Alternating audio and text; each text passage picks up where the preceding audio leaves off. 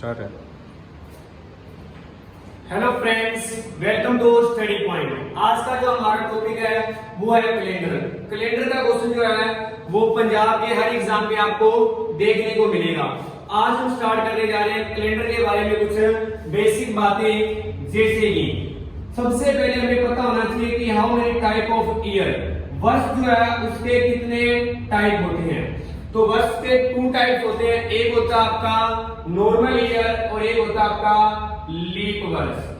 एक होता है आपका नॉर्मल ईयर और एक होता है आपका लीप वर्ष।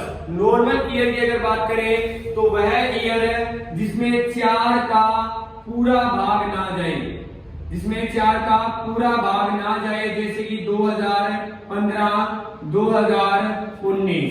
ये जो ईयर है ये आपके नॉर्मल ईयर होते हैं। और लीप वर्ष जिसके लास्ट 2 डिजिट जो है वो 4 से पूर्ण भाग हो, जैसे कि 2020, 2024। ये जो आपके ईयर है ये लीप वर्ष कहलाते हैं। तो ईयर के कितने टाइप होते हैं? 2 टाइप, नॉर्मल ईयर और लीप वर्ष। फिर हम बात करें शताब्दी की, सेंचुरी की अगर बात की जाए तो ये भी 2 टाइप की होती है। एक होती है लीप वर्ष शताब्दी, और एक होती है डायरेक्ट शताब्दी। इनमें क्या डिफरेंस होता है? तो वह शताब्दी या वह सेंचुरी जो 400 से भाग होती है, 400 से पूर्ण भाग हो, वह लीप वर्ष शताब्दी कहलाती है। जैसे कि 1600, 2000, 2000, 1200, ये जो आपकी है ये लीप वर्ष शताब्दी है। लेकिन अगर बात करें डायरेक्ट शताब्दी की, जिसमें 400 का पूर्ण भाग ना जाए, जैसे कि 1700, 1800, 1900, ये किस प्रकार के? ये नॉर्मल शताब्दी है और ये आपकी लीप वर्ष शताब्दी है। तो 2 types of year and 2 type of century. Next point की अगर बात करें कि लीप वर्ष जो है वो कितने साल बाद रिपीट होता है, इसके बारे में अगर बात करें तो लीप वर्ष जो है वो 28 वर्ष बाद रिपीट होता है। लीप वर्ष का सेम कैलेंडर की अगर बात करें तो 28 ईयर के बाद रिपीट होता है। और अगर 28 वर्ष नहीं है तो फिर आपका 40 यानी 40 वर्ष के बाद रिपीट होगा। फॉर एग्जाम्पल अगर बात की जाए 1672, 72 जो है इसका लीप वर्ष है ये, और इसका कैलेंडर जो है वो कितने साल बाद रिपीट होगा। तो इसका कैलेंडर बेसिक तो नियम क्या कहते हैं कि लीप वर्ष का जो कैलेंडर है वो कितने 28 वर्ष के बाद रिपीट होता है। लेकिन अगर बात की जाए इसमें यदि मैं 28 ऐड करता हूं तो मेरे पास वैल्यू आती है 1700 वर्ष, यानी ये क्या आती है? शताब्दी आ जाती है। और शताब्दी कौन सी?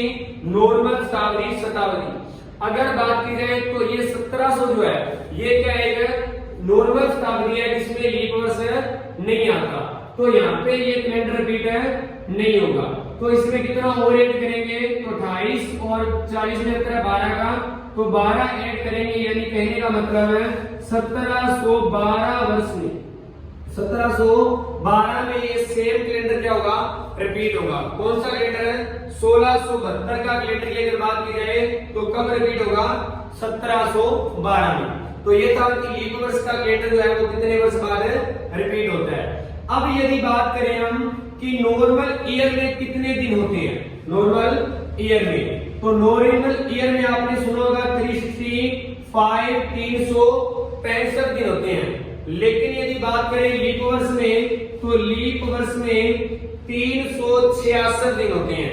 नॉर्मल ईयर में 365, लीप वर्ष में 366 दिन, यानी अगर बात करें नॉर्मल ईयर में 52 वीक एंड 1 डे, यानी 52 हफ्ते और 1 दिन एक्स्ट्रा होता है। इसी प्रकार लीप वर्ष में 52 हफ्ते और 2 डेज एक्स्ट्रा होते हैं, 2 दिन एक्स्ट्रा होते हैं लीप वर्ष में।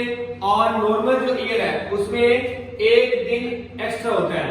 अर्थात यदि कोई भी नॉर्मल ईयर 1 जनवरी सोमवार है, किसी भी नॉर्मल ईयर में 1 जनवरी को सोमवार है तो उस महीने की 31 दिसंबर को भी सोमवार ही होगा।